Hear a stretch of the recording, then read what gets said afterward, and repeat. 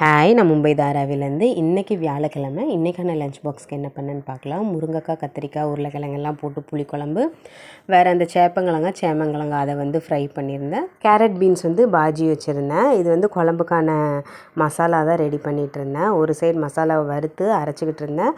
Side by side அடுப்பில் பார்த்திங்கன்னா காய்கறியையும் வதக்கி போட்டுட்டேன். அதுக்கப்புறமா அரைச்ச மசாலாலாம் கூட்டி எடுத்து குழம்பா வச்சாச்சு.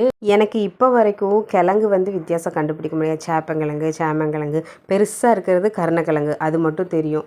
மற்றபடி கிழங்கு வித்தியாசம் தெரியாது, மீன் வித்தியாசம் தெரியாது, கீரை வித்தியாசம் தெரியாது. இது வந்து பயங்கரமாக குழப்பிக்கும்.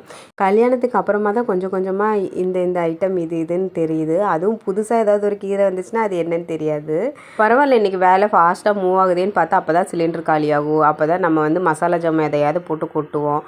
ரெடி பண்ண எல்லா ஐட்டமையும் லஞ்ச் பாக்ஸ்க்கு ட்ரான்ஸ்ஃபர் பண்ணியாச்சு. அந்தந்த ஐட்டம் அதோட பாக்ஸில் போய் நீட்டாக செட் ஆகி உட்காந்துருச்சு. ஃபைனலாக ஹஸ்பண்டுக்கும் குட்டி பையனுக்கும் பாய் பாய் சொல்லி அனுப்பிச்சாச்சு.